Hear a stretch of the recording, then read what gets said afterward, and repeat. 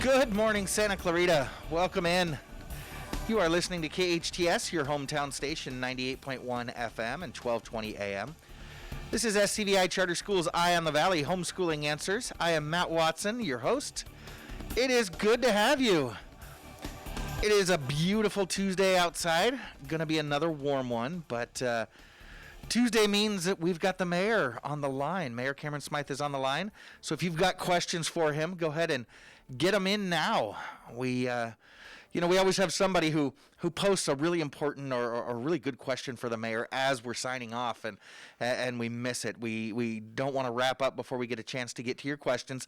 So don't wait. If you've got a question for the mayor, head on over to Facebook. That's where we're taking them. Facebook Live. You go onto Facebook.com and pull up the KHTS Radio Facebook page. You'll notice that I am there in studio. Looks like I'm alone, but I'm not. Engineer Shane is here with me, which explains my mask. I'm not one of those guys that sits in the room by himself wearing the mask because it's comfortable. So head on over to that Facebook Live feed. If you've got any questions for the mayor, go ahead and post them now. We want to make sure that we get your concerns and questions covered. As always, this special edition of Eye on the Valley Homeschooling Answers is brought to you by KHTS in collaboration with SCVi and iLEAD Charter Schools. We come to you live each day at 9 a.m., providing support and updates for you on your distance learning journey. I know you would tell me, Matt, distance learning, we're done with that. It's summertime. Yeah, stretching our legs, getting some fresh air, and that is important. But, some of us like to help our kids keep their skills sharp, avoid that summer slump, and for that reason, we keep our website up, homeschoolinganswers.com. We opened that website once we all went to distance learning to help your kids out with a myriad of subjects every single grade level. So click on homeschoolinganswers.com, and we've got some exciting activities, different projects, things that your kids can get involved in, some really cool videos that have been posted by our outdoor classroom facilitator, by our math coach, by a lot of different people. Some interesting and exciting activities that I think your kids will enjoy. It'll help keep them engaged and activated. We've also got a lot of parenting tips and guidance there to help you keep things happy and healthy at home. Again, homeschoolinganswers.com. Swing by and check out the resources that we've got for you there. We have got a great show today. I'm always excited when I wake up on a Tuesday morning. As I mentioned, we've got our mayor, Cameron Smyth, on the line. We will get to him in just a minute. In hour number 2 today, we've also got Stacie Chavez, who is a program specialist with the city of Santa Clarita. We'll be talking to her about virtual programming for the drug-free youth and youth in government programs. And we've also got a couple of other interesting topics that we're going to talk about. So, pour that second cup of Joe. Kick your feet up. It's going to be a good one. So, here we go. You know my first guest, Mayor Cameron Smyth. He has dedicated his life to the service of the city of Santa Clarita. He's served on our city council for the past 2 decades, only interrupting that service for a term as our assemblyman in Sacramento. He's currently serving his 4th term as our mayor.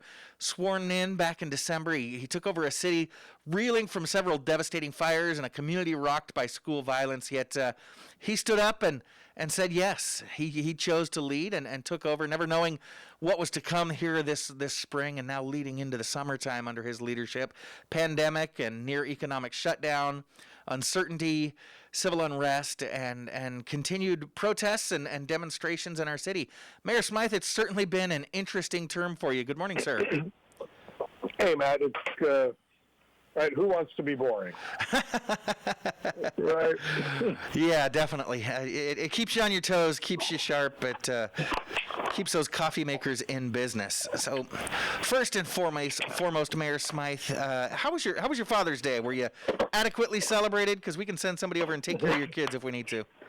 Yeah, no, it was nice. Just be able to take a day or two to decompress and think about my dad as well. Was missing him. My dad passed away in 2012, but being able to spend time with my kids and my father-in-law, and it was a nice day to just, like I said, take a break and decompress for a little bit. You know, How about you? I had a great Father's Day. Enjoyed it relaxing with my dad and with my kids. So that was enjoyable. We had some great weather, and yeah, like you said, nice to hit the pause button.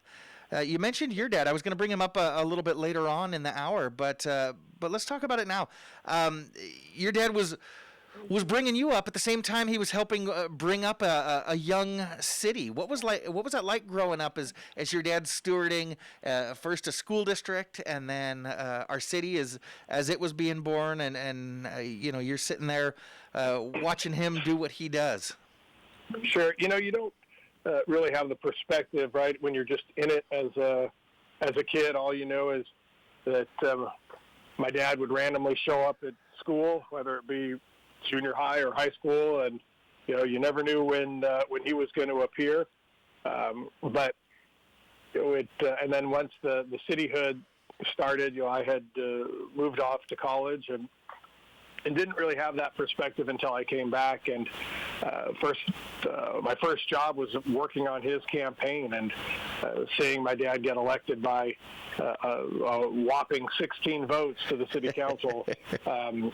You really kind of changed my life direction from a career perspective, and really at that point was able to get a nice perspective on all the work that my dad had done and how he was well received in the community. And I'm always quick to remind people that when they see Smyth Drive and they think, oh, that's named after you. Nope, it's named for my dad. And one of my earliest memories with my dad was actually going to Saugus High School as it was just getting completed when he was transitioning to being the superintendent. And then one of the last things he did was getting Valencia High School up and approved. So it's a great legacy that one I'm very proud of, and certainly thought about him a lot on Sunday.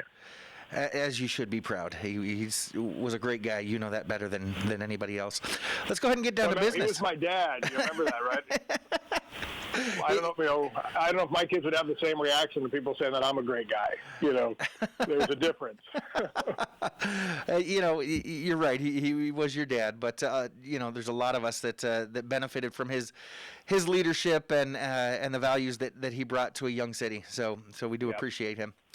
Thanks, Matt. Like I said, let's get down to business. That small businesses are the backbone of our community here in Santa Clarita. What are you hearing from our local businesses? How are they doing as we continue to cautiously reopen? We talked last week about the program that the city's putting in place to allow restaurants to expand and things like that. So as we've reopened most industries in some capacity, what are you hearing from local businesses? Where are we, and what do we still need to do? Yeah, I think we got some good news on Friday with the official green light for nail salons, grooming services, estheticians. I think bars got the okay as well on Friday. So, I think everybody's happy with the ability to just start opening. But we know that there are still challenges with limited capacity. I know gyms just opened this week. A lot of gyms just opened last week, and dance studios and martial arts studios, all of them are getting up and going.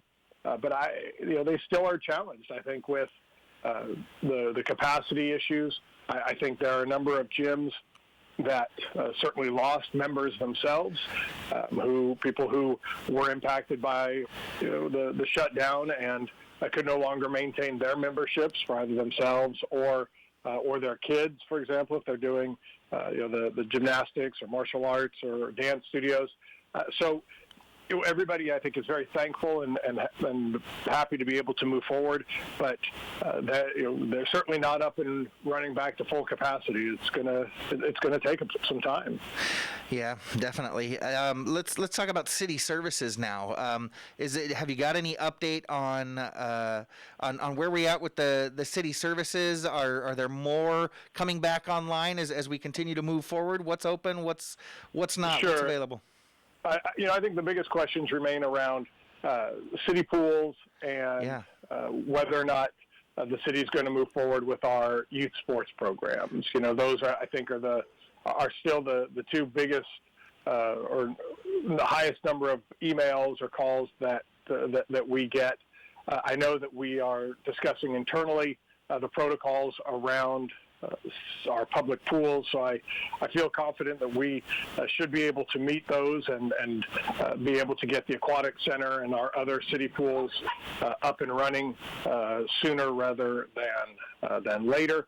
And we're still looking at the youth sports issue. I think we want to wait and see what is going to come down at the high school level first. Right. See how they're going to designate. I know a number of youth sports organizations, the club soccer, travel softball, others have released their own protocols for getting back to practice, getting back to work. But those are all predicated on the government agencies giving the okay. So we're still evaluating all of that, but we hope to have. Well, we'll certainly have an answer, but we certainly hope to be able to re-up our youth sports program, come the fall. Yeah, it's how important that is to so many families, and I would just like to encourage our listeners. I know it's tough. I know we've been dealing with this long term. I heard it mentioned once that American society is a lot better at heart attacks than we are at cancer. We're a lot better at the short-term crisis than we are the long-term crisis. But if you look at any level of sports, professional sports, college sports, right now so many things are in the we just don't know area. So I think it is wise that you and our city are taking a look around at those club sports and the high school, which obviously you all don't have any say over, but you do have a lot of say over the city athletics program. It's good to be keeping our eye on the other ones, seeing what's going on. But at the same time, eventually our city's going to have to make some of those critical decisions. Is there anything that you guys are preparing for as you look forward to the fall sports calendar? Anything that you're looking for in terms of guidance? I think, it still comes down to whether, the state or the county starts relaxing some of the rules around public gatherings. Sure. It's a lot different for, my 16-year-old son's soccer team where he can drive himself to practice, or if there's a match, he can drive himself and we can sit in the car and watch. But when you're talking about 5-year-old, 7-year-old, soccer, flag football, parents can't drop the kids off and walk away and watch from the car, and we recognize that, and so how do you manage that? And you don't just have one field at Central Park. So if you have 10 games going on like we normally do, well, what does that mean for public gatherings? And that's the challenge for, again, us as a city, that it's ultimately not our call, and we have to try to be prepared for a quick last-minute decision from the state or the county. Yeah, definitely. And again, it's going to take patience. It's going to take flexibility, because we may make a decision and then things change, and you have to reverse your decision, shift things, make adjustments. So we're living in interesting times. So let's talk about tonight's meeting. What's on the agenda? What do you expect to come from tonight's city council meeting? No, I think the biggest item is just we'll be officially approving the city's budget prior to the June 30th fiscal deadline. So we're very thankful that our staff and councils have always made good decisions about our city's budget, and put us in a position where we could absorb the budget hit that we took. I think last reports was at least a $10 million hit to our budget, which is about 10 to 11% of our operating budget, and we were able to absorb that without any reduction in in city services. Some things may be pushed out a year in terms of new projects, but fortunately, projects like our Canyon Country Community Center, our new sheriff station, the new fire station, all of those are all fully funded, and so construction and progress can continue on those. It's just the new programs that that may be put on hold for a year or so as we wait for the recovery to come in. Okay, so that's good news. So you don't see really anything at all that that those of us that live in Santa Clarita would feel as in terms of a reduction in services, even though we've had to tighten our belt a little bit? Correct. There should be no impact to, again, from a budgetary standpoint, our parks, our maintenance, our streets, all of the basic nuts and bolts requirements that we have in a city are going to stay in place, and that's sometimes what you have to do during these tough times. Is you just have to consolidate and say, okay, what are the core functions of the city? What do we absolutely need to prioritize? And that certainly is, the basics of city government, plus making sure that we don't have to lay off any employees, and then we can look at the expansion projects, at a later date if we have to. Okay, fantastic. Again, that is good news. We're talking this morning with Mayor Smyth. We're going to take a quick commercial break, and we will be back with your questions. And I've got a couple of questions around the things that Governor Newsom's been saying in the last few days, and how that's going to affect our city. Let's go ahead and take that commercial break. Again, if you've got questions, go ahead and post them now on our Facebook Live feed. You are listening to SCVi Charter Schools Eye on the Valley, Homeschooling Answers. I'm your host, Matt Watson, on your hometown station, KHTS. CBC Cleaning and Restoration is ready and waiting to clean and disinfect your home or business during these trying times. CBC is certified, OSHA trained, and insured for COVID-19. They are now offering 10% off services plus free disinfection application through June 30th. All staff wears full-on PPE, and all equipment is disinfected before and after every job. Have CBC clean your carpets, upholstery, and hard surface flooring. Voted best commercial and residential cleaning company in the Santa Clarita Valley year after year. To take advantage of the COVID-19 special or more information, call CBC at 294-2221. That's 294-2221. Great healthcare just got easier and more convenient in Canyon Country. Stacie Canyon Country is now open directly off the Soledad Canyon exit off the 14 freeway. The 37,000 square foot clinic houses Stacie Medical Group primary care physicians, pediatricians, and specialists. Stacie has easy 24/7 online appointment scheduling for PCPs and peds. For more information or to make an appointment, visit Stacie.com. That's FACEY.com. At iLEAD Agua Dulce, we believe the most important thing a child can learn in school is who they are. Life's real tests are never standardized, which is why we've developed an individual-based curriculum that values exploration, cooperation, and creativity. As our learners grow, so do we. Our tuition-free charter school is currently enrolling grades TK through 7th and adding 8th grade in 2020. Your young learner will be immersed in a unique environment where possibility and self-discovery are at the core of every experience. The Agua Dulce campus features beautiful indoor and outdoor spaces for hands-on inspiration, including a robotics lab, a garden bed, a greenhouse, and a technology-based exploratorium. iLEAD Agua Dulce is conveniently located on the east side of the Santa Clarita Valley, just off the 14 freeway. Check out our homeschool options too. To schedule a campus tour or learn more about our programs, visit iLEADAguadulce.org. We're enrolling now. iLEAD Schools. Free to think, inspired to lead. Power Automotive is giving away a free oil change every week. Visit hometownstation.com/power to enter. Open for you during these challenging times. What makes Power Automotive different? They offer a 2-year, 24,000-mile warranty on all their repair services.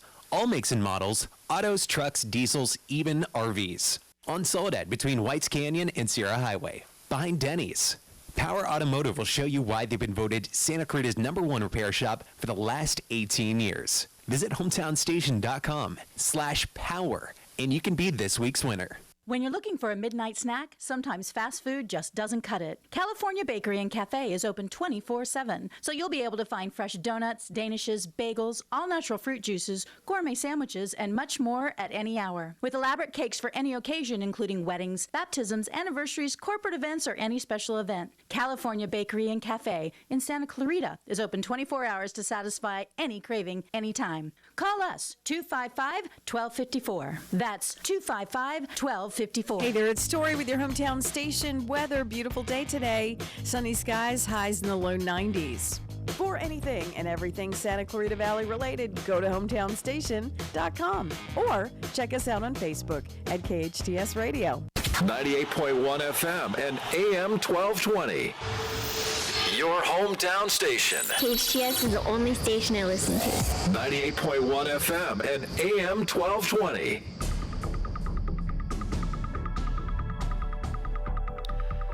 Welcome back. You're listening to KHTS, your hometown station, 98.1 FM and 1220 AM.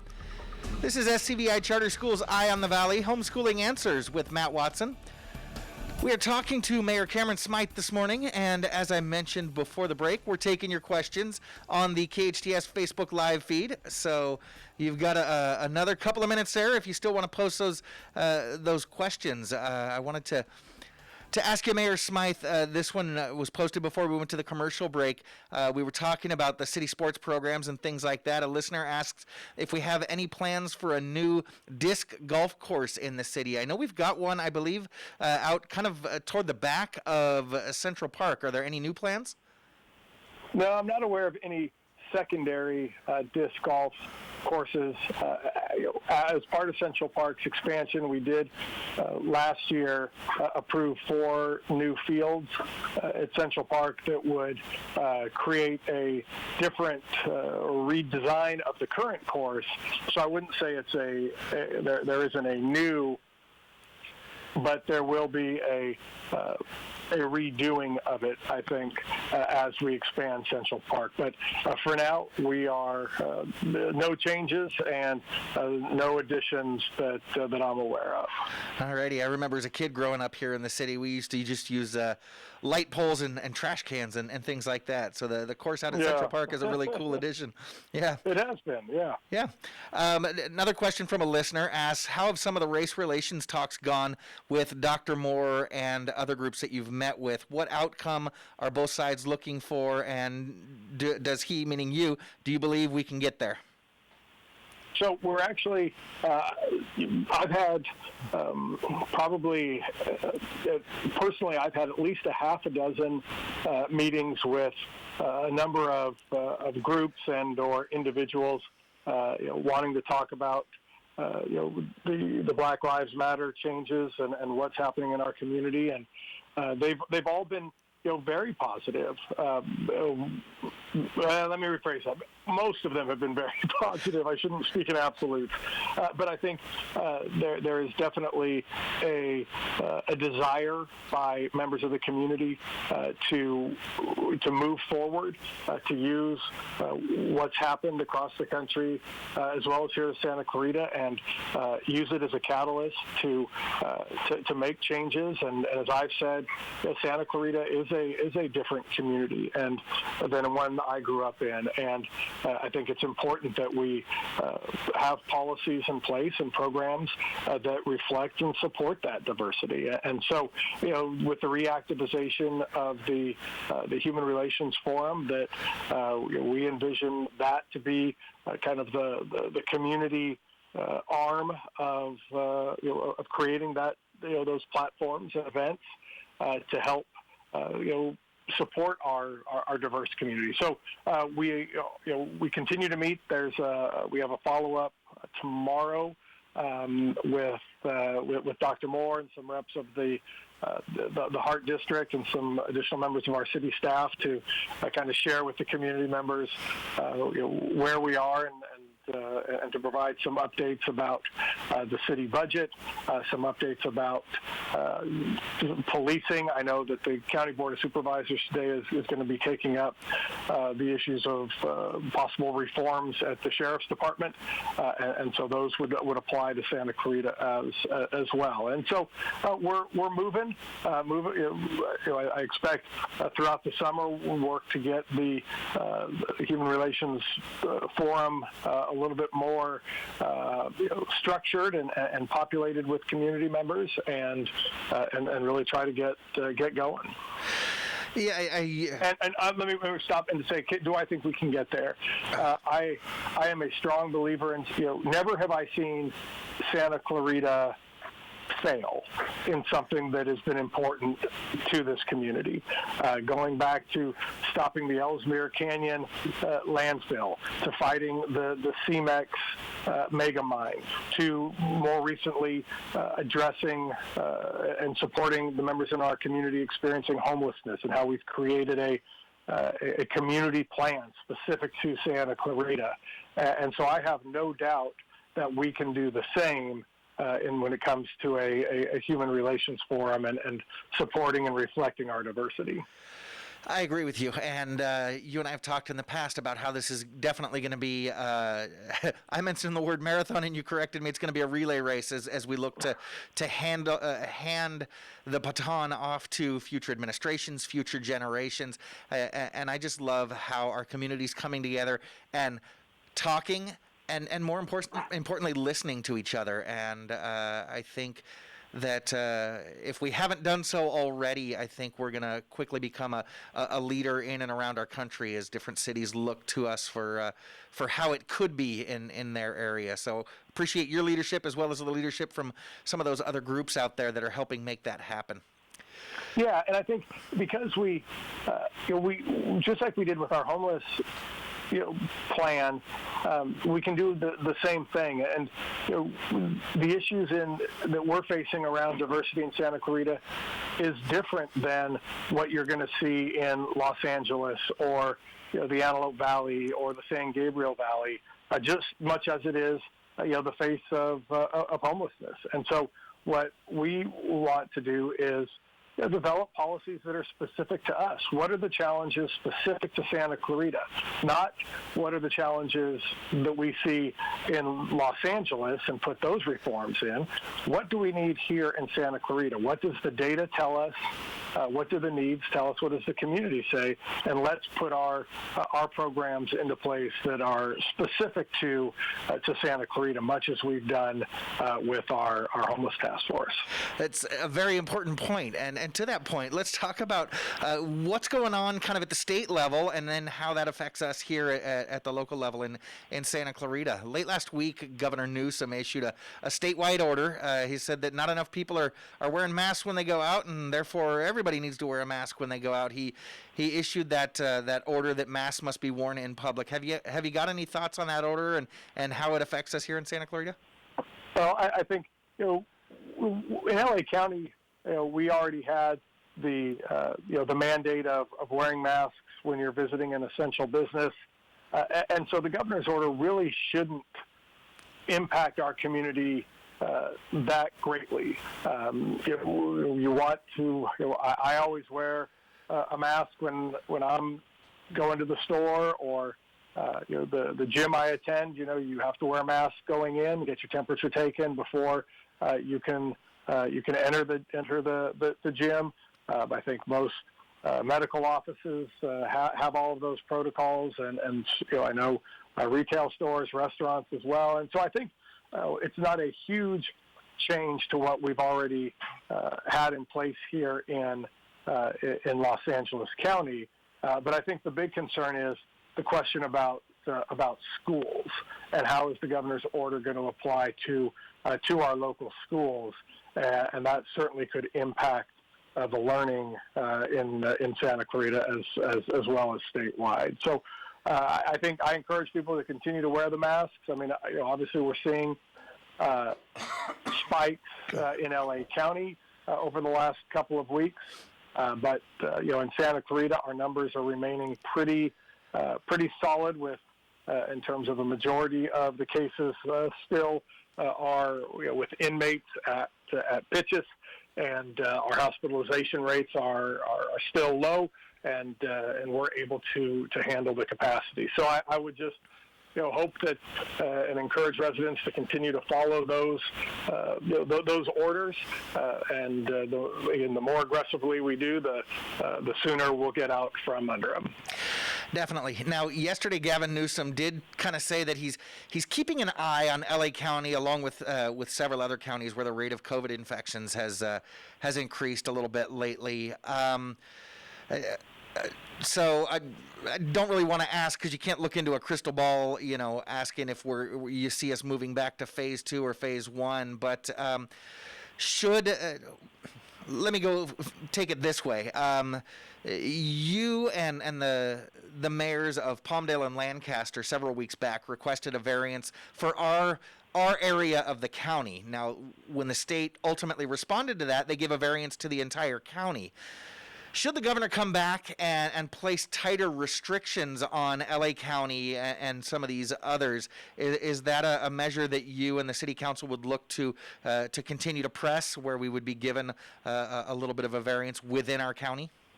Right.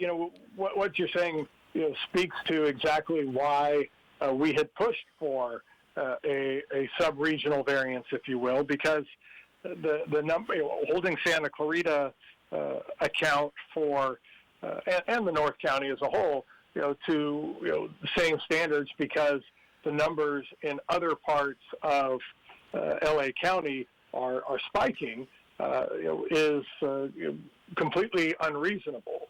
And as we're watching these spikes throughout the county, you're not seeing those big numbers in Santa Clarita, and the numbers that we are seeing, again, predominantly are resting within the prison population.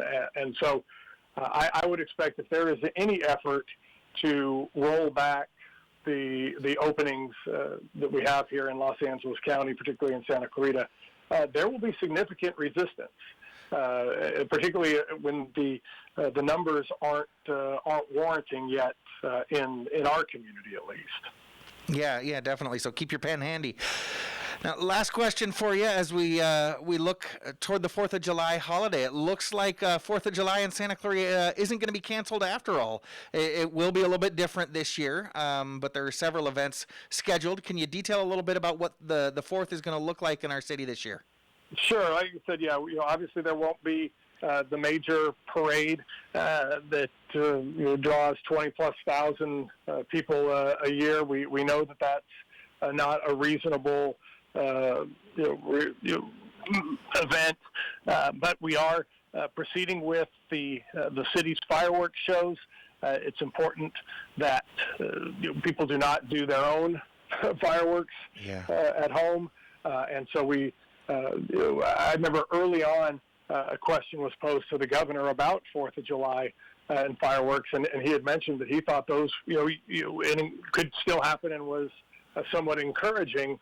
Because you didn't want people to be, to be doing their own, and you can watch the fireworks from your car or from home, and so we expect, to proceed with that. We're asking people to kind of do their own mini floats, if you will, or do their own mini decorations at home, and there will still be some form of quote unquote judging. And people will go out in the community and take a look at what the mini floats people have done, and and trying to just find, use all the creative outlets that we have in our community and all the creativity we have to still try to celebrate the 4th the best that we can under the circumstances. Absolutely, it's going to be different. It may be a little bit anticlimactic, but we appreciate you and the rest of the city council being creative and doing what you can to help make this an interesting and fun holiday for all of us. Mayor Smyth, I know you do have to go. We, as always, really appreciate your time. We appreciate your leadership in and around our city. You have a wonderful day, and we'll talk to you next week. Sounds good, Matt. Talk to you soon. Take care. And with that, we're going to take a quick commercial break. When we come back, I want to ask you about what side you're on. What side are you on? So contemplate that during these commercial breaks. You're listening to SCVi Charter School's Eye on the Valley Homeschooling Answers. I'm Matt Watson on your hometown station, KHTS. Have you heard about Assistance League Retail Store? For a good time and a great deal and bargains that are an amazing steal, there are friendly volunteers ready to share a smile. So come on in and stay a while. We take donations on gently used goods, and proceeds from our sales stay in the neighborhood. So for a great buy and a special find, come visit our store anytime. Assistance League Resale Store located at 24369 Main Street in downtown Newhall. If you're in danger of losing your home to foreclosure, you need an expert. Hi, I'm Rich Sherman with Alta Realty. I've helped hundreds of Santa Clarita residents save their homes completely for free. I've got just over 20 years experience and a loan modification success rate of over 80%. I can negotiate better terms with your bank and I can save your home from foreclosure. And again, we do this completely for free. So if you're in any danger, please call me today at 661-714-1400. That number again is 661-714-1400. I'm Rich Sherman with Alta Realty, and I'll be happy to help you save your home for free. It's allergy season again. You've tried it all, yet your sinuses continue to be a problem. Try something different, something holistic, something that will really work. Acupuncture. Kathleen Keneally is Santa Clarita's acupuncture and NATE specialist. She's been treating many of your neighbors and their children for allergies, sinuses, headaches, and pain. Find out how acupuncture can improve the quality of your life. Call Kathleen Keneally for a free phone consultation. 252-4100. 252-4100. Acupuncture. It really works. You might not know the difference between a fade, a pompadour, a cropped fringe, or faux mohawk, but the Sport Clips Guy Smart stylists sure do. We know you don't think about haircuts 24/7. That's Sport Clips' job. That's why Sport Clips specializes in haircuts for men and boys. Sport Clips has turned something you have to do into something you want to do. You don't ever need an appointment at Sport Clips, and you'll walk out feeling like an MVP. Guaranteed. Sport Clips at the Santa Clarita location nearest you. There's a very good reason Embrace Your Smile has been voted Santa Clarita's #1 orthodontist for 10 years in a row. Honestly, it's our team. Dr. Megan LeCornu. I think for me, what makes it stand out is when I have patients that come up to me and say, we have never been in a doctor's office that feels like this.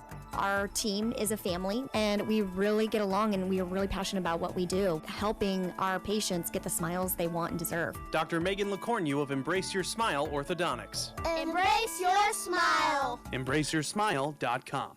Introducing the new Impossible Crust Sandwich.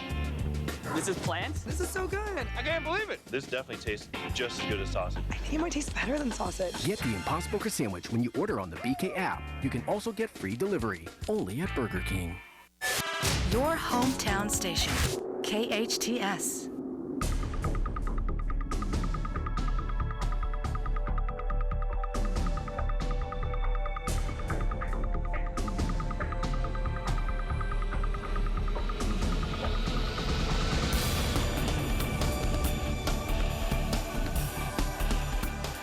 Welcome back. You are listening to KHTS, your hometown station. 98.1 FM and 1220 on the AM side. Or are you watching us on Facebook Live, peering in on the studio like producer Sarah likes doing? This is Matt Watson, and you are listening to Eye on the Valley, Homeschooling Answers. I asked before the break, what side are you on? And before we get to that, I want to ask you about what side you're on various different issues. But before we get to that, I think Engineer Shane's got some breaking news on your hometown station. Breaking news coming from our reporter Michael Brown on the scene right by the Valencia Town Center. A narcotics suspect has been detained after reportedly running from deputies right near the Valencia Town Center Mall. So if you're outside walking or planning on going for a walk in that area, driving around there, get ready for a few traffic disruptions. We just went live on Facebook Live 9 minutes ago, so very recent. We're going to have a story up in just a few minutes. It is an ongoing situation, so stay tuned for more details. And of course, stay right here. We're going to keep you informed. Alrighty. And we've always got that and all the breaking news in and around our valley on hometownstation.com. So go ahead and stay tuned there for all of your local news and updates. So I wanted to ask you. I want to ask a question that might make you feel a little bit uncomfortable, but you know we're living in uncomfortable times, and as we were talking with the mayor earlier, sometimes it's important to have some of those those uncomfortable questions and conversations. And here's the great news is, as you're sitting behind your radio or Facebook Live, there's a lot of anonymity, and so you get to be safe as I ask these questions. So the big question I want to ask is, what side are you on? What side are you on? Are you masks or no masks? Are you stay at home or continue to open the economy? Are you Black Lives Matter or are you support law enforcement?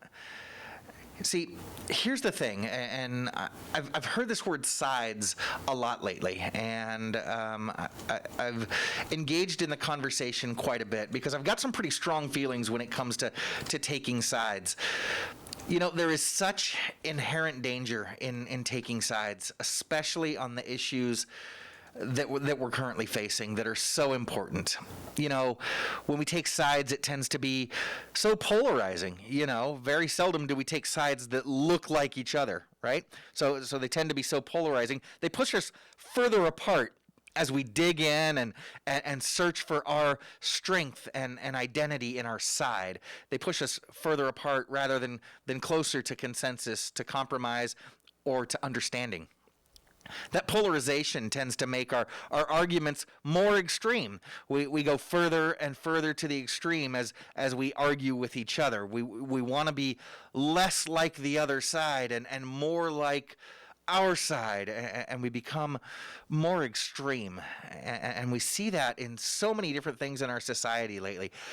Taking up sides tends to encourage us to demonize those that disagree with us and overly sanctify those who agree with us, and that can be dangerous as well. You know, the older I get, the more I really respect that concept of yin and yang. You know, that there's good and evil, there's light and dark, there's good things and bad things about everything. That nothing is purely good, nothing is purely evil, and I know some of you would argue with me, and I'm certainly going to listen to that argument. I get what you're saying. You can obviously pull up some examples and say no, this is purely good, this is purely evil. But when we're talking about entities, taking sides, I hear so many different people saying, well, if you believe this, then everything about you is wrong and bad. Or if you agree with this person, then you and I can't talk. You and I can't be friends. And these sides tend to overly simplify issues as we choose camps. We stop seeking the truth as we understand it, and we search for the camp that is closest to what I think. You know, I've lived in a country that's had 15 to 17 different political parties, viable, valid political parties. You might say here in the United States, we've got 8 to 12 political parties, but come on, we're recognized as a two-party system here in the United States. But it doesn't have to be that way, right? And I'm not going to get into politics and political parties. I think it's so dangerous when we draw up two camps and we have to choose between those two. Like I said, it can overly simplify the issues as we choose one or choose the other, and then we start to shave off kind of the deeper nuances that are an important part of us as we join these different camps. And here's the funny thing. Since it is so simple, we don't even have to understand the side that we identify with. We choose our camp, we hang our hat on that respective camp, and begin to repeat mantras 140 characters at a time. We hear something that's shouted in our camp, and we just repeat that as we head out and shout into our social media feeds and other areas. And then, like I said, it just becomes overly simplified. Can't we get away from the notion of sides? You're this side or that side. You're masks, you're no masks. You're this group or that group. Can't we get away from the notion of sides?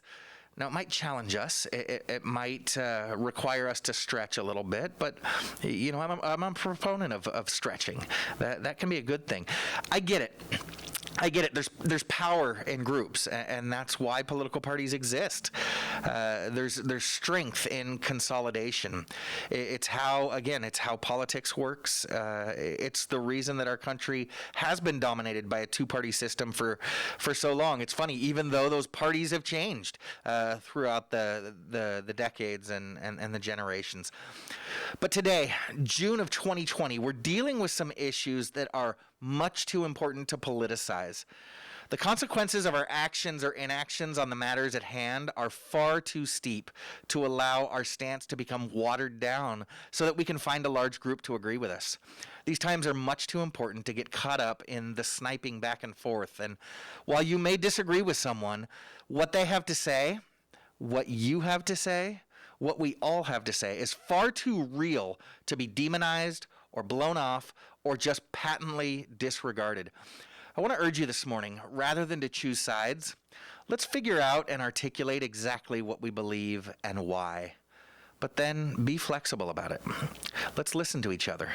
Let's listen with the intent to hear and understand. Let's listen to empathize and learn. And don't be so quick to respond, especially when that response starts with, yeah, but. I mean, what's the worst that could happen? Perhaps we learn a little bit. Perhaps we change a little. That doesn't sound so bad, does it? You might be accused of not having faith in your convictions, but would you rather be known as someone who espouses a belief that you don't fully understand? And to those of you listening to my voice right now, and you're thinking to yourself, yeah, Matt, that's right. People need to listen more and argue less. I want to remind you that I'm talking to all of us, not just that other side. We at Eye on the Valley are firm believers in Stephen Covey's 7 Habits of Highly Effective People. And remember, habit number 5 says, seek first to understand and then to be understood. Let's listen to each other. Take care of each other. Keep our eye on each other. Keep your heart open and keep your eye on the valley. I'm Matt Watson. It is time for us to check with local and national news stories and the latest updates right now. Stick around, we will be back. You are listening to SCVi Charter School's Eye on the Valley, homeschooling answers on your hometown station, KHTS.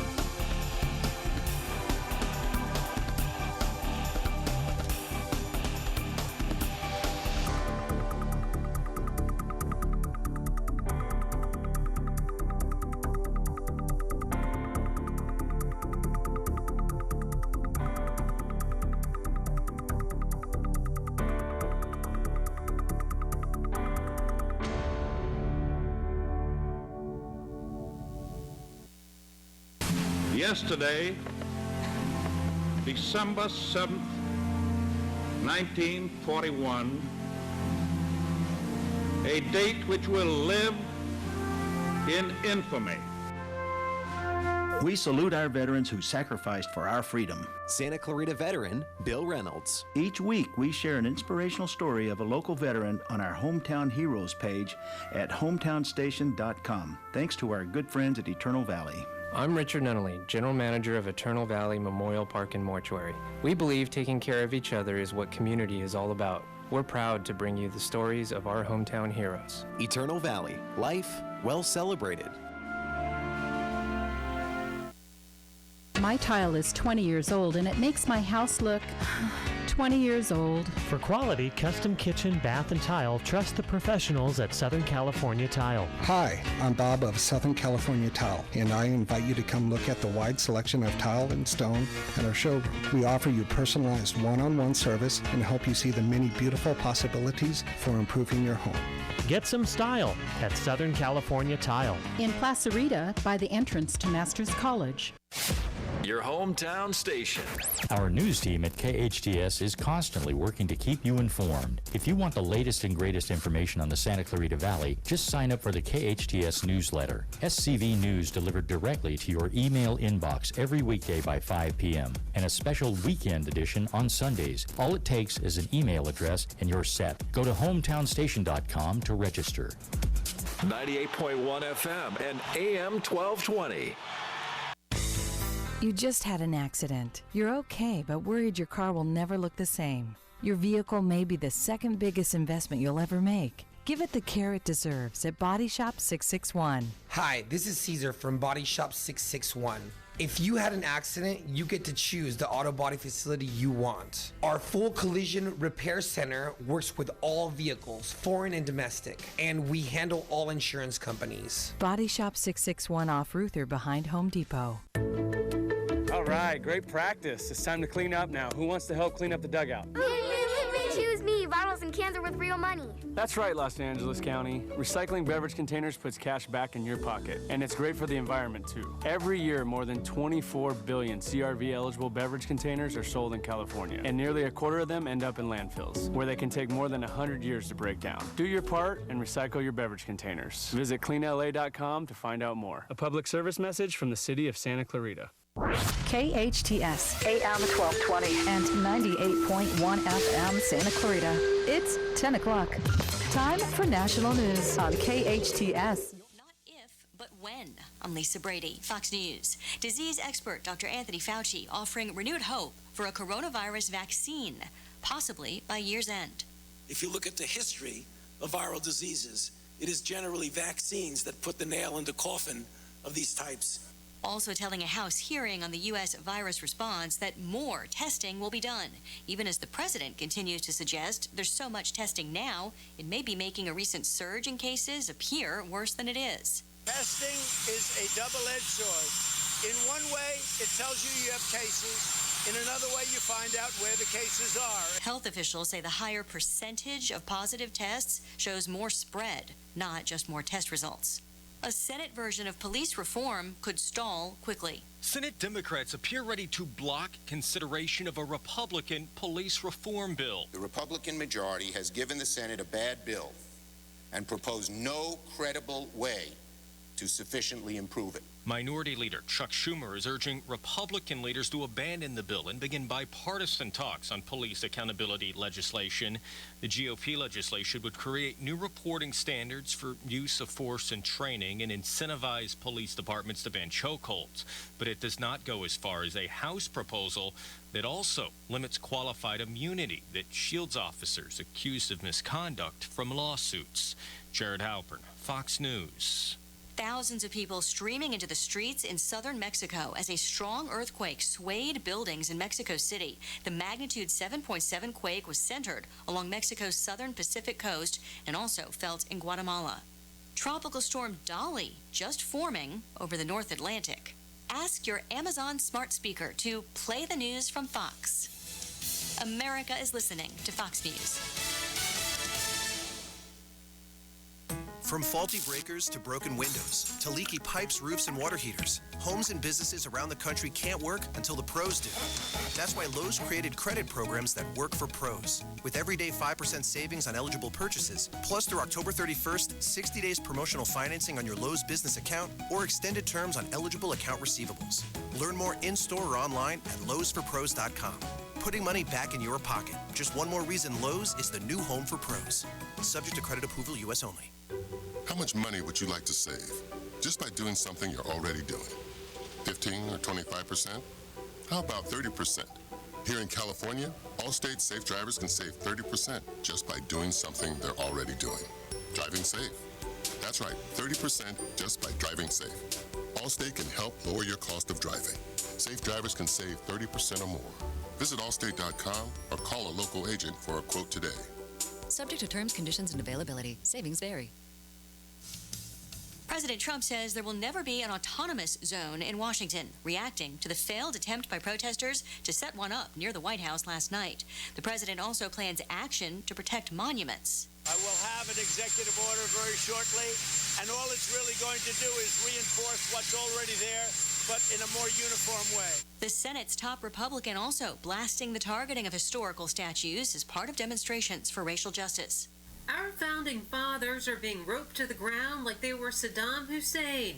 That from Senate Majority Leader Mitch McConnell, the day after protesters tried to topple a statue of President Andrew Jackson in Washington, D.C. There could be no clearer sign that these far-left radicals have severed any connection to the righteous cause of racial justice. In San Francisco, protesters tore down a bust of Ulysses Grant and a statue of Francis Scott Key, who wrote the lyrics to the Star-Spangled Banner. Fox's Rachel Sutherland. As the World Health Organization continues to warn about the ongoing pandemic worldwide, countries that already had initial peaks continue to emerge from pandemic shutdowns. Prime Minister Boris Johnson announcing a big relaxation in England's coronavirus lockdown, reopening hotels, movie theatres, salons, and we will also reopen restaurants and pubs. Hallelujah! Speaking in Parliament, Johnson easing social distancing rules. A requirement to stay 6 feet from others is being halved to around 3 feet. Our long national hibernation is beginning to come to an end. Britain recording Europe's deadliest coronavirus outbreak, counting more than 42,000 deaths. In London, Simon Owen, Fox News.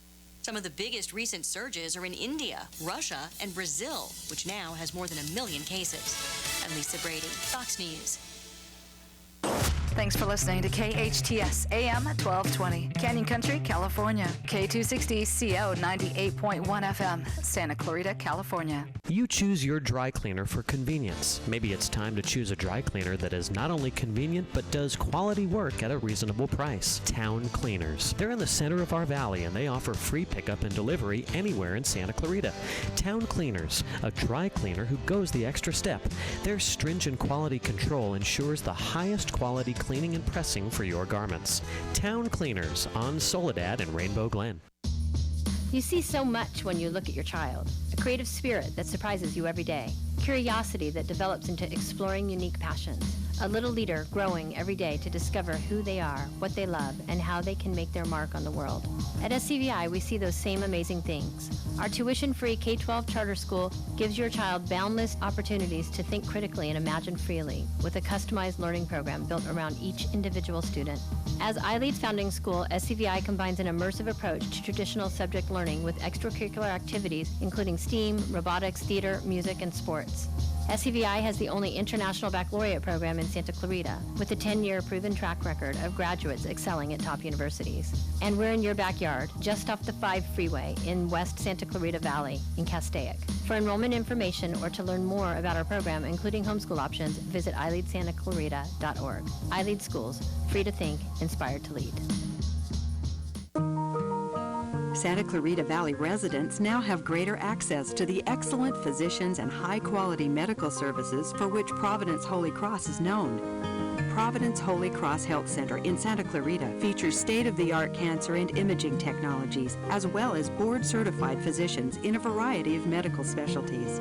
Quality and compassion from a healthcare provider you can depend on. For more information, call 1-888-HEALING or visit us at providence.org. We all know sometimes people lose their way. If you or someone you know is struggling with addiction, the Way Out Recovery SCVi may have the answers you've been waiting for. The Way Out is the premier intensive outpatient treatment center serving Santa Clarita. Asking for help is the first step. Call The Way Out today, 661-296-4444. That's 296-4444 for a private free assessment. The Way Out is an accredited, affordable outpatient program that accepts most insurance. Call us at 661-296-4444 or check us out online at thewayoutrrecoveryscv.com. Quit battling with yourself. Ask The Way Out for help today. Hey there, it's Tori with your hometown station. Weather, beautiful day today. Sunny skies, highs in the low 90s. For anything and everything Santa Clarita Valley related, go to hometownstation.com or check us out on Facebook at KHTS Radio. 98.1 FM and AM 1220. The following is sponsored programming and does not necessarily reflect the views or opinions of KHTS or its ownership. Welcome back. You are listening to KHTS, your hometown station. 98.1 FM and 1220 on the AM side. I am Matt Watson, your host, and I'm here to tell you, Tori is right. It's going to be another gorgeous one out there. It's still a little bit cool, so if you want to get outside and do a little exercise, move around a little bit, now's the time to do it. It's going to be heating up a little bit later, but what just another gorgeous day in the Valley. We are keeping your eye on the Valley. You are listening to SCVi and iLEAD Schools' Eye on the Valley, Homeschooling Answers. I am now joined by two new guests. I've got one here in studio, Stacie Chavez, and on the phone we've got Mike Franke. They are the high school and junior high school program specialists, respectively, for Defy for SCVi. Good morning, Stacie. Good morning, Mike. How you guys doing? Good. How are you? Doing great. Hey, Matt. How's it going? Doing fantastic. Thanks for having us. Of course, and thanks for calling in, Mike. You know, we've got a smaller studio. Those of you that are on Facebook Live can see we've got a small studio room, and there's just not space to adequately socially distance. And so Mike's joining us on the phone so that we can get all four of us in studio. We've got engineer Shane here as well. But we appreciate you guys both being here. So let's just go ahead and start by laying it out. Defy, you spell DFY, and that's short for Drug-Free Youth for SCVi. But can you start by telling us what Defy for SCVi is? Yeah, so Defy and SCVi, what it is a program that helps bring educational awareness to the high schools, the junior highs, and elementary schools on resources on how to combat peer pressure, how to say no to drugs, and what to do if you find yourself in a tough situation where you might have a friend or know somebody who is struggling to fight peer pressure or is already on drugs. I work with the high schools, so I have a club at each high school in Santa Clarita Valley. We have club meetings, and Mike does junior high. So Mike, if you want to touch on that. Yeah, so we are at all 7 junior highs in Santa Clarita Valley. We do have a club. We host 2 club meetings each month. One is a leader meeting because each club has a set of leaders that help us plan the clubs, help us kind of reach out to the school as well. And then we have an actual club meeting, which is free to anyone who wants to join us during lunch. Generally, it's during lunch. A couple of the clubs are after school, like Placerita. But we also do big events. We do kickoffs at the beginning of the school year to try and promote the club. During April, we do a thing called X Week, where we're Xing out drugs, where we have an activity on campus every day on every campus, or junior high campus and high school campus in Santa Clarita Valley. So that's a big week as well. And we do a thing called curriculum support in junior high and high school as well. And we do a specific topic each semester. It could be vaping, it could be pills, it could be drinking. Depending on what it is, it looks a little differently from junior high and high school. And we do that in the classrooms as well. So we're trying to, reach as many students as possible, whether they're attending our clubs or we're going out to them at their school as well and reaching to them in their classrooms. And we also have programs in the elementary school as well. For 4th and 5th graders, we have what's called a Good Choices Assembly. Very, very easy to digest assembly, very fun, easy to understand for those kids, kind of introducing them to our club and what we're about. And then we do a thing called 6th grade Lifelines Assembly. It's an hour-and-a-half assembly. It's all hands on deck. The whole Define SCV team is presenting to the 6th graders. They come to their junior highs that they will be attending the next year. We have presenters that include the LA County Sheriff's Department. They come help us out. The principals will give them a welcome as well. We have videos from doctors at Henry Mayo. It's a whole production. And we do parent workshop classes for the elementary kids, students as well, where they can come to the elementary schools, and we have amazing presenters where they can learn information about specific topics depending on what presentation they're going to. Sorry, that was a lot of talking. Our program is I think it's so amazing, and there's so much to it that, it's so even I feel like that doesn't necessarily do it justice. Well, so let's take a step back and break it down a little bit. It sounds like you guys are a very well-coordinated organization that takes kids from 4th grade through high school graduation. In the elementary grades, it sounds like you approach things more from a whole group or a whole school kind of or at least grade level, 4th, 5th, and 6th grade, through assemblies, preparing kids. Hey, these are some of the pressures. These are some of the issues you're going to be dealing with if you haven't already, and how to be prepared for them. I'm a huge advocate as a parent and as an educator of me getting to my kids first so that they know what's coming, and because oftentimes kids can freeze. Exactly. You're confronted with something, and if you haven't thought about what you're going to do, you don't know, and somebody else's inertia can just kind of take you into some dark places. So, like I said, let's step back and take a look. Mike, how and when was Defy for SCVi founded, and what's your goal? So we're actually like a year away, coming up to 10 years. So it started. Yeah, it's a program. It was originally, it's under a different name. Some people might remember as Defy It. That was called Drug Free Youth in Town, but we, due to legal issues, changed our name to Drug Free Youth in Santa Clarita Valley. Okay. And yeah, originally it kind of didn't start as big as it was. It was originally in the junior high and high schools, which is kind of a simple club, and then it started branching out. It started going to the elementary schools, and then it started going into the parents as well, because the parents, I feel like, this day and age, don't really know as much as the students do. And, parents have years of wisdom, but the trends that, we're seeing now, parents might not be equipped for. Like, we get questions like, oh, I found, a toilet paper roll and some tissue paper under my son's bed. What does that mean? And so we're trying to educate the parents on what to look for as well. So, yeah, it started, we're coming up on, just around the corner, about 10 years with the program, and it's really evolved. Every year, I feel like there's something new that we're adding to the program. Okay. So we mentioned the assemblies that you have in elementary school. So let's talk about the programs that the two of you run now in the high school and the junior high school. It sounds like you've got not only drug and alcohol education, but you've got some leadership programs going on. You guys work with a club, which I'm assuming is a smaller group of kids, but then you're also going out to the larger school populace. Stacie, what does it look like in the high school versus what Mike's doing in the junior high? So in the high school, we may have, and each high school is different, so something that may work for Hart High School will not work for West Ranch, or it may, but they do vary. So for example, at Hart High School, what we have is we'll have a leadership meeting. So it's a group of students that are the leaders of the club, and they help arrange outreach activities. So that might be a brunch activity or a lunch activity, that it might be, like during X Week, we do all these fun little phrases like glaze it, don't blaze it, where we pass out donuts, and if they pledge to be drug-free, donuts, that's the way to get somebody. Free food, you get them to pledge. Okay. Can I be drug-free 2 times? Yes. All right. You can be drug-free forever. We'll provide you donuts for forever. You're looking at me. I have been drug-free forever.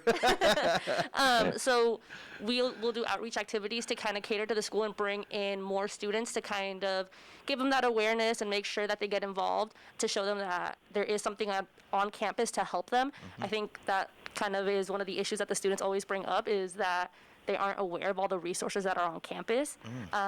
But then it's not always seemed cool to like ask, hey, what do you guys have for me? And Saugus also does a lot of outreach events. So some schools will vary depending on what their campus looks like. Some schools have smaller clubs, but that's really what we do. And then we'll host club meetings too, so then all those new members get to come in and benefit from what the other leaders are doing. Cool. You mentioned for a second that some of the kids don't always ask for the resources right away because they don't necessarily see it as something that's cool. With so many new forms of social media exposure to drug abuse, alcohol abuse, do you find yourselves having to work hard to convince kids now, hey, being drug free is cool, it's what you want to do, or has that become more prevalent? It is difficult, but we were able to, during quarantine, we were able to build a strong presence on our social media, so we were able to get a lot more information out to them that may have been missed during the school year, because a lot of students, juniors and seniors, are off campus during lunch. And so if we're holding a lunch meeting, we might lose a senior who has fun lunch plans. But we were able to build a greater presence on our social media, and it's helped us get all that information out there. And we highly emphasize positive peer pressure. So there'll be a lot of friends who'll be like, come on, like, come to this club meeting, it'll be great, you won't regret it. And then they come and they're like, oh, this is great, like, let me get more friends in here, and that kind of helps us spread the word too. That's very cool. That's awesome to hear. I'm glad to hear that too. Yeah. Yeah, you mentioned with the pandemic and everyone doing distance learning, I would have thought that would inhibit your program, but you said you guys are actually able to do more outreach, and you feel like you've been able to touch more of your kids. So how has your curriculum shifted during this pandemic? We went straight to Zoom. Okay. Zoom, Instagram, and Facebook were our big hits. We were able to schedule a lot of our meetings through Zoom, so it was like never missing a beat. It just wasn't during lunch, so the times did vary, but we were able to accommodate the students to get them all to our club meetings. We were able to host, or at least for myself, for the high schools, I was able to host a huge club meeting, which was all the high school leaders and all the high school club members on Zoom at once. So it was a great way for them to interact with each other and get to know one another and see, like, oh, what is Saugus doing? What is West Trench doing? What is Hart? What is Valencia doing? And they were able to, like, brainstorm ideas and say, like, oh, well, this worked for us. Is this working for you? Or what problem are you seeing on campus? Are you having a problem signing students up? And then they were able to, like, exchange their ideas, and just, it kind of helped create a stronger bond between the clubs. That is really cool, that level of synergy. I love that, you give the freedom to each club on each campus to have its own personality, its own voice, and grow organically, but then you get that cross-pollination to where they're helping improve each other's experience, each other's clubs. Mike, what about on the junior high level? Were the kids able to do the same thing as the high schoolers? Were you having Zoom meetings and things like that? What with the stay-at-home order? Yeah, so it was honestly really, really awesome. Once we kind of got that word that, you know what, the rest of the school year is going to be closed, our brains started turning instantly. And I think the silver lining of this pandemic is, and not even just for us, I mean, pretty much jobs all across, you have to become creative, like, all right, what can we do now? How can we, reach our target audience with this, these limits? So we did Zoom meetings. We even held each year we hold what's called a junior high and a high school summit. Usually that's in person. It can attend up to, 300 students at each summit. Wow. But unfortunately, we couldn't hold that in person. So we actually did a virtual summit, and that was really awesome. I know with Stacie as well, her and I kind of look different. We had games, we had a speaker, and it was just kind of fun this was all virtually, and the students loved it because, the students were getting, kind of restless at home. And it was kind of cool to interact with their students, fellow students as well, even if it was just virtually. And they're amazing. We did a virtual X week, and we did a 31-day challenge in May, which each day presented a new challenge, like text a friend a compliment, or learn a new hobby, write 3 things down you're thankful for. And, we challenged the students each day just to do something small, because when we have all that free time, there's no excuse not to do that. Yep. And we had a couple of students, I think we had 3 students who we had a lot of students who participated, but we actually had 3 students who did every single day, and it was incredible to see that kind of turnout. And it was just really, really awesome. And, it's definitely difficult not to see them in person, but we loved being able to reach out to them in some format. So let's talk about success rates. How successful is the program, and how do you guys measure success? How do you know if what you're doing is working?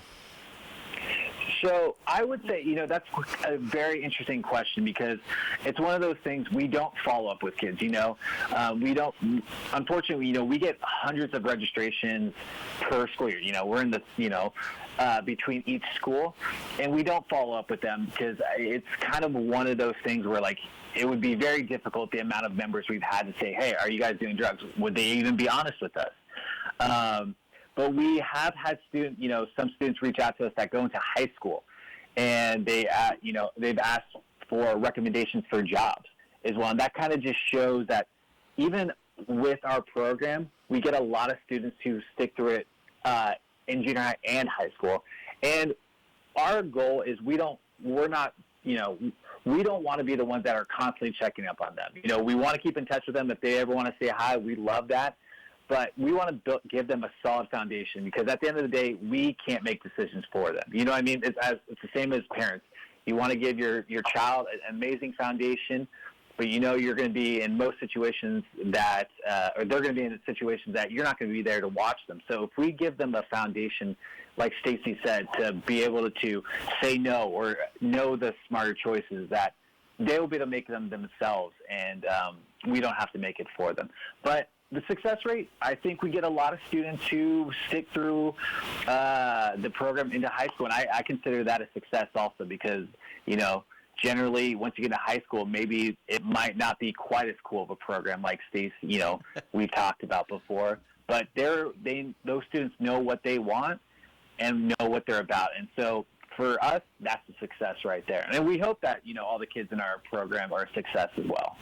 You've mentioned some of the higher success rates, you know, students staying around a lot longer. And I'm honestly curious. I grew up during a time where the DARE program was the prevalent Say No to Drugs campaign, but we saw that wasn't exactly the most effective.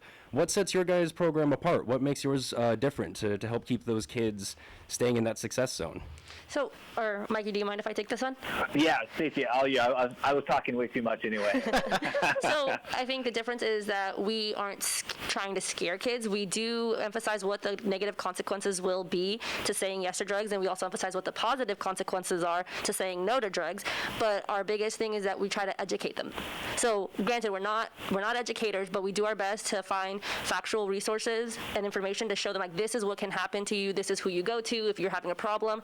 So it's almost like, yes, here we are telling you don't do drugs, don't do drugs, don't do drugs, but we don't sound like that person trying to irritate you, like, come on, do what I'm telling you, do what I'm telling you. So it's like, okay, well, here's the information. You do with it what you will. If you have any issues, come to us. We are also a resource. If you need help, come to us. If you need something, let us know. We can do whatever we can on our end to connect you with someone who can help you. And then we also have fun activities that are way more fun than DARE.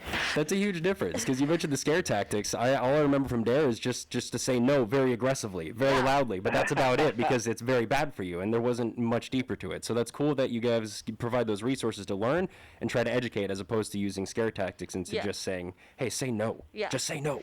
I mean, we do use some scare tactics, but it's more so like, this is what the effect that you will see physically if you start doing these drugs. Of course. It's not necessarily a scare tactic. It's more just scary to see the consequences, what happens to you. It's a very real consequence, so it's not scaring. It's scary what happens to you, but not necessarily a scare tactic. It's that information that I was mentioning. I wish I had, because that's scary in and of itself, just knowing what could happen to you. Exactly. And then I just want to add, in addition to what Mikey was saying about the success rates, we also have a lot of high school students who graduate and then want to come back and be a guest speaker, which helps us emphasize our message, because they went through the program successfully. It prepared them for college and how to say no at those college parties and how to, like, be who they are without feeling that they're going to be excluded from activities.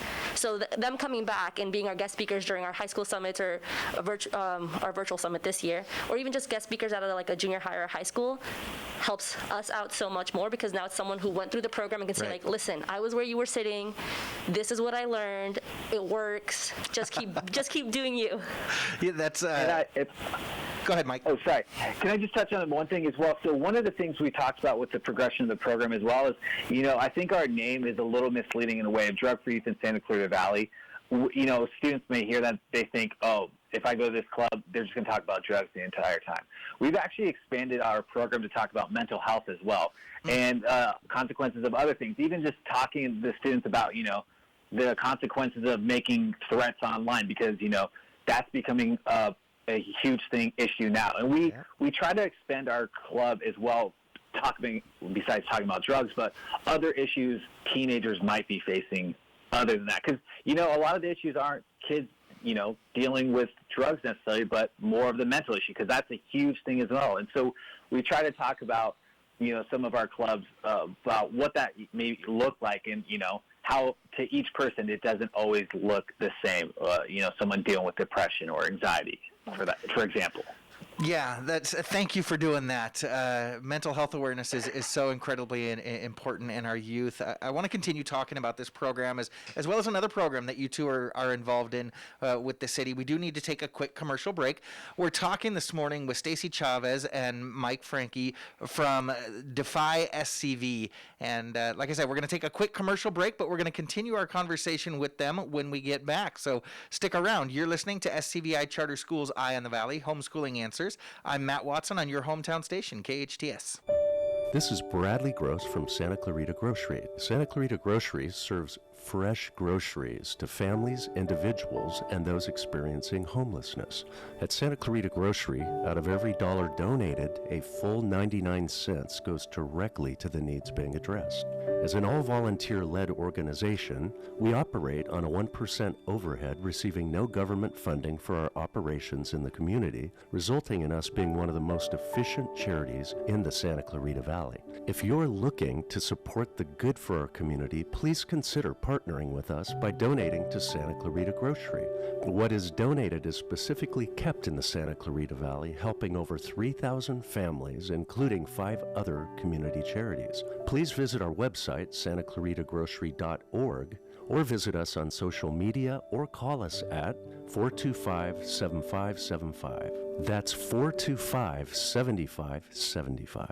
Finding the right lawyer can be a challenge, but in Santa Clarita, there's no need to search when there's Hacker Law Group, Santa Clarita's premier litigation firm. Jeffrey Hacker has represented celebrities, financial institutions, accident victims, real estate developers, realtors, contractors, businesses, nonprofit organizations, and other individuals and companies with their legal challenges. Mr. Hacker is one of Santa Clarita's leaders, consistently listed as one of our most influential. When everything is on the line and you need legal counseling, visit hackerlawgroup.com. At iLEAD Agua Dulce, we believe the most important thing a child can learn in school is who they are. Life's real tests are never standardized, which is why we've developed an individual-based curriculum that values exploration, cooperation, and creativity. As our learners grow, so do we. Our tuition-free charter school is currently enrolling grades TK through 7th and adding 8th grade in 2020. Your young learner will be immersed in a unique environment where possibility and self-discovery are at the core of every experience. The Agua Dulce campus features beautiful indoor and outdoor spaces for hands-on inspiration, including a robotics lab, a garden bed, a greenhouse, and a technology-based exploratorium. iLEAD Agua Dulce is conveniently located on the east side of the Santa Clarita Valley, just off the 14 freeway. Check out our homeschool options too. To schedule a campus tour or learn more about our programs, visit iLEADAguadulce.org. We're enrolling now. iLEAD Schools. Free to think, inspired to lead.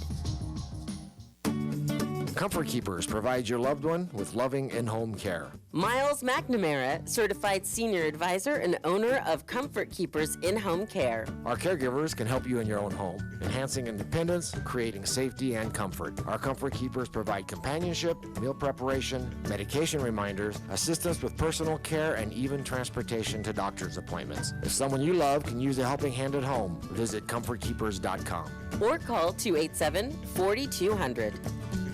Mission Valley Bank is a commercial bank in the Santa Clarita Valley that really puts the community into community banking. At Mission Valley Bank, we strive to be a trusted advisor to our clients, and that means being an integral part of the communities we serve. We started the Give Where You Live program to help bring awareness to our nonprofit partners. We're more than just a local business bank. In fact, we're a full-service, independent commercial bank that is locally owned, community-minded, and relationship-driven. I'm Tamara Gurney, President and CEO of Mission Valley Bank. And I invite you to experience the Mission Valley Bank difference, where your success is our mission. We want to be your most valued bank. Mission Valley Bank has been named Most Trusted Advisor Business Banker by the San Fernando Valley Business Journal 5 years in a row, and received the Business Leadership Award by the Santa Clarita Valley Chamber of Commerce, Valley Industry Association, and SCVi Economic Development Corporation. Visit them at their Center Point branch location or at missionvalleybank.com. Member FDIC. Today for lunch, why not try The Sandwich Shop, located on Avenue Stamford, right off Rye Canyon. The Sandwich Shop offers dozens of hot or cold, affordable, premium deli sandwiches. Gourmet soups and salads are also available. Regulars indulge in the cheesy focaccia rolls, which is a customer favorite. Then top it off with owner Charlie Chung's chunky chocolate chip cookies. Breakfast and catering is also available. The Sandwich Shop, since 1983, located on Avenue Stamford, right off Rye Canyon. ValenciaSandwichShop.com to place your order. Your hometown station. KHTS is the only station I listen to. 98.1 FM and AM 1220.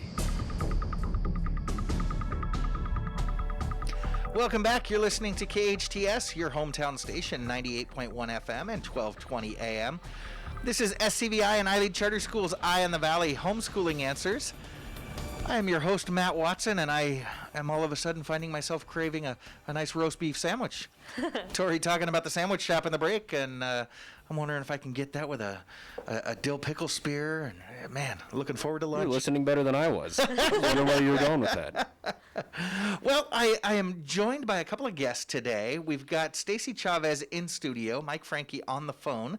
They are both, respectively, the high school and junior high school program specialists for Defy SCVi, and they're also involved with the youth and government program here in our city. We were talking before the break specifically about the Defy program and the drug prevention program, but you guys go so much farther than drug prevention, and it sounds like you guys have hit on something that's really key, and that's that kids need to find their identity. They need to find a group to belong to, so that they've to help support them. But it's about figuring out who they are and sometimes who they aren't. But every program faces obstacles. What obstacles are you guys facing in the Defy program? What could be done to maybe make you guys more successful? Well, I think one of the biggest issues we did face was the stay-at-home order. Yeah. Our summits were severely impacted. Like Mike said, we usually have 300 students at our facility, and we host this event. Everything had to be virtual. You can't accommodate 100 people who have different schedules for Zoom and say, like, okay, we're going to do a Zoom meeting at this time. Oh, wait, we can't. Oh, wait, we have a test, or we have this going on. So that was very hard. And I think just staying relevant is one of the most difficult things that we have to do. Like Mike said, a lot of parents may not be aware of what some of the changes are. Social media plays a huge role on that, and so our job is to make sure that we are staying relevant. I mean, there's people who say, like, oh, I have to stay young, I have to stay young. We have to stay young because we have to keep up with those trends. We have to know what's going on. Maybe not necessarily like age-wise, but we have to be aware of what's going on in the high schools and the junior highs and the elementary schools. Yeah, you're right. You guys need to stay well connected. You talked about toilet paper and Kleenex under the bed. We're going to have to talk offline. There's something that I'm missing. So let's go ahead and shift. As I said before, you guys are both involved in the city's youth and government program. What can you tell me about that program? So what Youth in Government is a program to help bring organizational awareness to its members. The members are high school students, all from the different schools in Santa Clarita Valley. And so we do our best to kind of take them through the role of City Hall, the impact on the city, and the different aspects that the different aspects it has on its members. So for example, right now that we are in summer, we aren't meeting once a month how we used to during the school year, but we do have a three-part series going on during this summer, and it's all through Zoom. Okay. But it's different than last summer because last summer we had something called a day in government. So the youth and government members would come to City Hall, maybe job shadow, and see what a regular day at City Hall looks like. Given the circumstances, we can't do that this year. Sure, yeah. So what we have is that three-part virtual series, and the first one was on June 10th. It was with our Mayor Smyth, and he kind of gave the background info on how Santa Clarita got started, how we chose what kind of government we were going to be, and what happens in council chambers. Okay. Our next one will be July 10th at 3 o'clock, and it'll be with either our city manager or our assistant city manager, and it'll just cover what a typical day at the city manager's office looks like, capital improvement projects, what we hope to expect for the future, and just other things that they cover throughout their day. Okay, so now, is this program, are we talking about the same group of kids? Are these the kids in the Defy Club, or is this a totally different program, different group of kids? How are the two related, or are they? Some carry over, so some that are on Defy are also in youth and government, but I think it just appeals to their interests. A lot of the students want to learn about local government, want to get involved, and it also helps the ones that are closer to being 18 because it kind of gives them that awareness, that knowledge of this is how your vote may impact the city, this is how it'll impact you. And it helps them become aware of social issues that affect them. It's not necessarily a completely different group, but there is some variation. Yeah, I'm sure you get some crossover because you're able to kind of cross advertise a little bit. You get some of the kids involved in government starting to show up at the Defy Club and vice versa. So I'm sure parents out there are listening and interested in both programs. Who can get involved and how do they get involved? For youth in government, you just have to be a high school student in Santa Clarita. Okay. We did extend it to our junior high students. So if the junior high students are interested, they just have to go onto the City of Santa Clarita's Instagram or the Defy and SCVi Instagram. We advertise what's going on or what's coming up on our social media. And you guys can also email me, and I usually send out the Zoom links. Okay. And I'll post my email on Instagram. Okay. Yeah, if you go on our website, you can find Stacie's information on there under the team information as well. Okay, and then you mentioned some of the different things, job shadow and things like that. Are there other things that participants are able to do? Are there other activities that you can share? We do encourage everyone to get involved with the city. So what that might look like is getting involved with volunteering opportunities. We work closely with the volunteering team that sets up all these opportunities. So we kind of just direct them to the website, say who to talk to and what the opportunities they may have. And sometimes it may just be like the whole group. So I might say, all right, youth in government, this is what's coming up. Who can join me? And it'll be the Defy and SCVi team with the youth in government members, and we might go to a volunteering opportunity. Okay. Yeah, so one of the best things about our club is going back to how we're more than just, advocating against drugs and alcohol, but we promote our students to at least complete 10 hours of community service in the school year. And the students that complete the 10 hours of community service in the school year, we actually throw a little celebration at the end of the school year as well. And it looks complete. It could be, something that they volunteer on their own. But like Stacie said, we volunteer with the graffiti task force. So we've had some of our Defy and SCVi members help remove graffiti. We've had them volunteer at events. So we just really promote our students to be out there as well and active in the community and help, keeping their community clean, safe, and a community that they want to live in. Do you find the kids enjoy that type of work, helping out the community, or do you find them to be do you feel like you have to give them a little extra push to get out there? It depends. The graffiti task force one, they really like that one. Our graffiti team will actually find a big spot that, they can accommodate all the students. They really love that because they let them use the paint rollers and stuff like that. It's just a fun hands-on activity.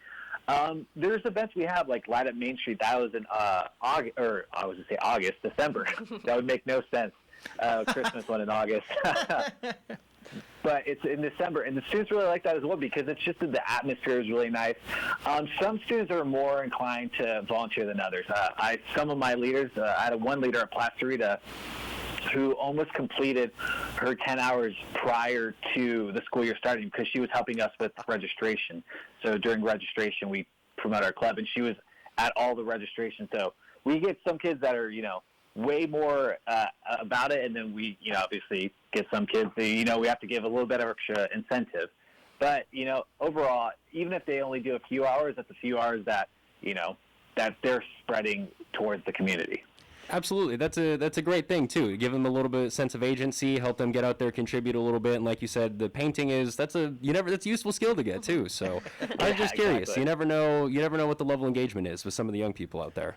Yeah, civic involvement is so important, especially here in our community. Our community really values that. I remember several years ago when we were planning my daughter's quinceañera, and we were talking about who was going to cater it. I suggested one business, and immediately a couple of members of my family jumped in and said, no, we're not going to use them. They don't ever get involved in the community. Let's look at some restaurants that are more involved, that are giving back. That's something that's awesome. So important to our community.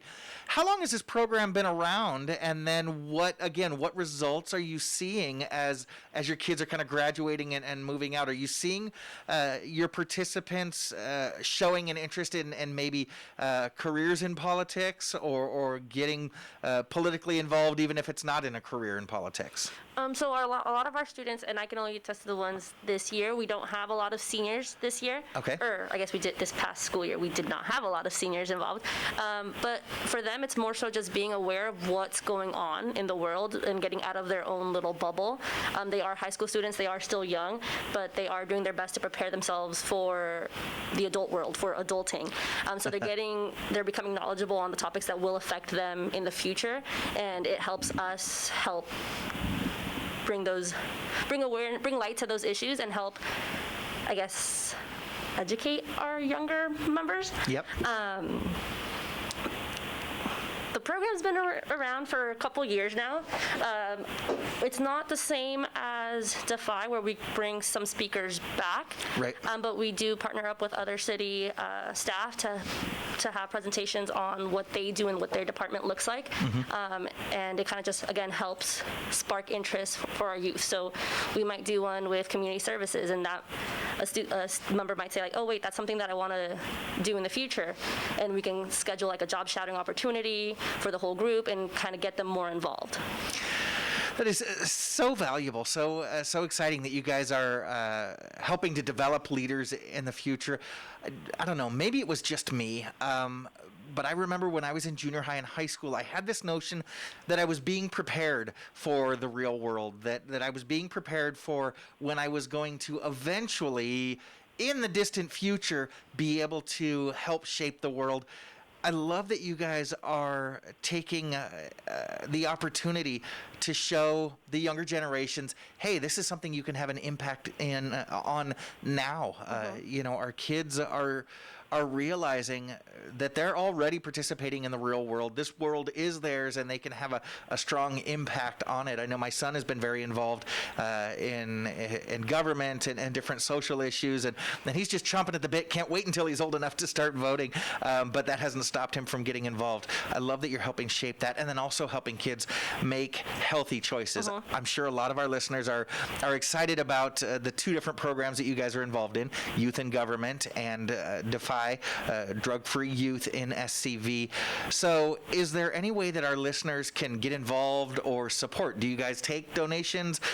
Is there any way for our listeners to kind of give you guys a little bit of a push, support you, and help make your programs even stronger? So we're actually funded by in collaboration with the County of Los Angeles. So money-wise, we are good. We are a nonprofit. We're not trying to take any money. The only way you guys can help is just get involved. Even if it's something you just want to come to one club, just check it out. That's what we always tell our students. We're not forcing anyone to be there. A lot of time it's during lunch. We understand that is one of the most important times of the day for a student.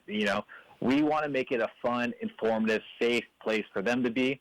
So I always encourage and challenge them to just check it out. If you like it, you're more than welcome to come back. If you don't like it, unfortunately, maybe it's not for you. But we always want them to at least give it a try. And that's the only thing that we ever ask for from our students, is just to give it a try to see if it's for them.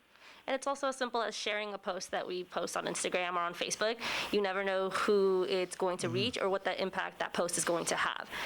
So they are, just like Facebook, you're allowed to share a post. Instagram's the same way. You can send a story. You can send whatever our Instagram post is, or you can post it on your story. And so that helps too. We had the opportunity to work with a Saugus club, and the club is Not One More Teen Suicide. And for that, we had a therapist who answered questions from our youth about mental health, what it looks like when you're doing drugs and suffering from mental health issues. And that was shared by the Not One More Teen Suicide Club and us, and then other students also shared that video. So again, it's just reposting something that seems useful to you might be even more useful to your followers. Definitely. So what is your social media? You said you're on Facebook and Instagram. What account would I look for to follow you guys? Defy and SCVi. Okay, so Defy spelled DFY. DFY in SCVi. Perfect. Defy and SCVi. Stacie Chavez and Mike Franke are joining us here. They are the high school and junior high school program specialists for Defy for SCVi. Defy in SCVi. Sorry about that. We do appreciate your time. Appreciate you guys coming in. We do need to take one last commercial break, but we will be right back. You're listening to SCVi Charter Schools Eye on the Valley. Homeschooling Answers. I'm Matt Watson on your hometown station, KHTS. These days, it's hard hard to figure out how to fill all the self-isolation time, let alone figure out what to have for lunch or dinner. Salt Creek Grill owner Greg Amsler is helping us out in a big way. Salt Creek is now offering takeout and curbside pickup, so you don't even have to get out of your car. Their entire menu is available for pickup or delivery, including to-go beer and wine. Hey. In addition, Greg's offering wine at 25% off, along with daily specials. If you'd like to buy a gift card for a future visit, now's the time. Buy a $50 gift card and get $10 extra on the card completely free. Buy a $100 gift card, you get an extra $25. Salt Creek Grill, located next to Regal Cinema at the Valencia Mall. For more info, go to saltcreekgrill.com. Your hometown station. It's no secret that KHTS has the best midday talk show lineup around. If you've missed any of your favorites, no problem. KHTS has you covered. Podcasts for all the midday shows can be found right on our website, hometownstation.com. Whether you missed a show from 2 days, 2 weeks, 2 months, or 2 years ago, and you want to catch up, we got you covered. They're all right there. Plus extra podcasts too. That's hometownstation.com. hometownstation.com. 98.1 FM and AM 1220. Introducing the new Impossible Crust Sandwich. This is plants? This is so good. I can't believe it. This definitely tastes just as good as sausage. I think it might taste better than sausage. Get the Impossible Crust Sandwich when you order on the BK app. You can also get free delivery, only at Burger King. CBC Cleaning and Restoration is ready and waiting to clean and disinfect your home or business during these trying times. CBC is certified, OSHA trained, and insured for COVID-19. They are now offering 10% off services plus free disinfection application through June 30th. All staff wears full-on PPE, and all equipment is disinfected before and after every job. Have CBC clean your carpets, upholstery, and hard surface flooring. Voted best commercial and residential cleaning company in the Santa Clarita Valley year after year. To take advantage of the COVID-19 special or more information, call CBC at 294-2221. That's 294-2221. Finding the right lawyer can be a challenge, but in Santa Clarita, there's no need to search when there's Hacker Law Group, Santa Clarita's premier litigation firm. Jeffrey Hacker has represented celebrities, financial institutions, accident victims, real estate developers, realtors, contractors, businesses, nonprofit organizations, and other individuals and companies with their legal challenges. Mr. Hacker is one of Santa Clarita's leaders, consistently listed as one of our most influential. When everything is on the line and you need legal counseling, visit hackerlawgroup.com. Your hometown station, KHTS. Welcome back. You're listening to KHTS, your hometown station, 98.1 FM and 1220 on the AM side. This is Matt Watson, and you are listening to SCVi Charter Schools Eye on the Valley Homeschooling Answers. We are joined this morning by Stacie Chavez and Mike Franke from Defy in SCVi, that is drug-free youth in the Santa Clarita Valley. They are also heavily involved with the Youth in Government program here in Santa Clarita, raising up tomorrow's leaders today, and we really appreciate all the work that you guys are doing. Now, we were talking about it during the commercial break, Stacie. You've got a summer series going on. What have you got for our kids this summer? So what we're calling it is our Stay Safe Summer Series, and again, it's just continuing what we do during the school year, but continuing it during the summer. So we cover different topics each week. It's a 9-week program. The first one kicked it off last week, and it was DUIs and curfew. So for all those new drivers, we talk about the risk of getting behind the wheel under the influence, what the teen curfew looks like. There is a teen curfew if you're a new driver, and so those are different topics that we cover throughout the week. This week we're covering water safety, so pool, beaches, and what it looks like, or what the consequences may be if you find yourself under the influence while you're at a pool party or at a beach, and how it'll physically affect you, and it could lead to drowning. We work with different partners in the city, so this week we're partnering up with Aquatics. Last week we partnered up with Deputy Travis Sabadine, and so we create PSAs, and then we supplement that content with Instagram quizzes. So that's all on our Instagram. It's once a week, and it's on a Thursday. So every Thursday at 3 o'clock, you can see something on our Instagram. Okay, so this isn't something that I need to be involved in your club. This isn't a closed group. For everyone. Okay, so and for parents too, we do want to, again, provide those resources to parents and that information, because you might be a first-time parent who has a teenager that's learning to drive or wants to go out during the summer and have a fun time. So we try our best to provide tips, tips and education to like help everyone make better choices or the right choices. Yeah, it's we talk about the journey that our kids go through, and obviously I kind of identify with the journey that the parents go through. When new parents ask me what parenting is like, oftentimes I talk about how, well, when you have a baby, it's like putting them on top of the roof of your one-story house, and then each year you add a new story. And so, yeah, there's always that opportunity for your kid to fall, and as they get older, the fall just becomes that much more dangerous. There's a lot of things out there.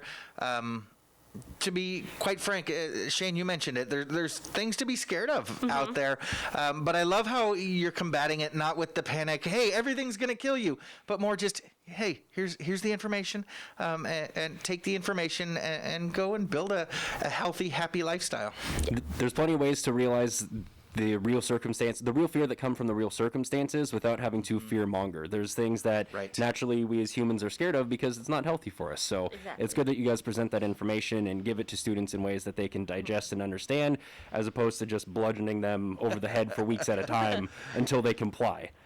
Yeah, absolutely. So you said that's every Thursday at 3 p.m. And I just go onto Instagram and look for your our video, our Instagram quizzes, and then we will post after it's been posted on Instagram. Then we'll post it on our Defy an SCV website and on our Facebook. And we use Twitter. We have a Twitter now. All right. Freshly new, last Thursday, to help promote our programs, to help promote what we're doing, and to kind of direct everyone to our Instagram and our Facebook. Okay, and same Twitter handle at DFY in SCV. Okay, so Twitter, Instagram, Facebook, DFY in SCV is where you can get hooked up to that. Make sure that you're checking out the Thursday series, the Stay Safe Summer Series, every Thursday at 3 p.m. Hey, Mike, as we're looking forward to school next year, what's the Defy an SCV program going to look like next year? I know a lot of our policymakers are still trying to figure out what school's going to look like. So do you guys have an idea how you're going to handle your program? So, times are still uncertain. We're in the times where one week might look different than the next. Fortunately enough, we do maintain a very close relationship with the William S. Hart School District and the other school districts as well, the elementary school districts. So we are setting up meetings with them to kind of just gauge what the upcoming school year will look like. Depending on what we hear, what we're able to do, we're going to do something. Whether it's in person, online, some sort of hybrid activity, with the students, we will continue this program. This program, no matter what's going on with the upcoming school year, will continue. So as Stacie mentioned, always check out our website. We post events on there. Our Instagram, Facebook, we always keep the students and members updated with what's going on with our program. So keep an eye out. As the school year comes up, we will be posting more information on what this may actually look like. Fantastic. And one last question that just kind of occurred to me with everything going on in the news. Are you guys, along with your clubs, having conversations around social justice, racial equity, things like that? So we are open to have those conversations, and some students have had those conversations. We make sure to let them know that it's a safe environment. So if someone shares an opinion that may be different from someone else's, it's a respectful zone. It's a safe zone. Everyone, as long as they can communicate it respectfully, then they're allowed to share their opinion. And it helps for them to maybe learn something from someone else or see something from a different perspective. Any way we can get you guys to work with some of the adults in our community on doing the same thing? Oh, gosh. Such an important message. We need to learn to be civil and respectful of everybody's opinion. Mike, Stacie, that is all the time that we have for today. I want to thank you guys so much for joining us. Thank you for everything that you're doing to make our community a better place, safer and more involved. We really appreciate it. I want to thank our listeners as well for joining us. I want to invite you to tune in every day, Monday through Friday at 9 a.m. Thank you to today's guests, Mayor Cameron Smyth, who joined us in the first hour, Stacie Chavez and Mike Franke from Defy in SCV and the Youth in Government program. I am your host, Matt Watson. Again, join us tomorrow and every Monday through Friday at 9 a.m. for more SCVi Charter Schools Eye on the Valley Homeschooling Answers. This is your hometown station, KHTS.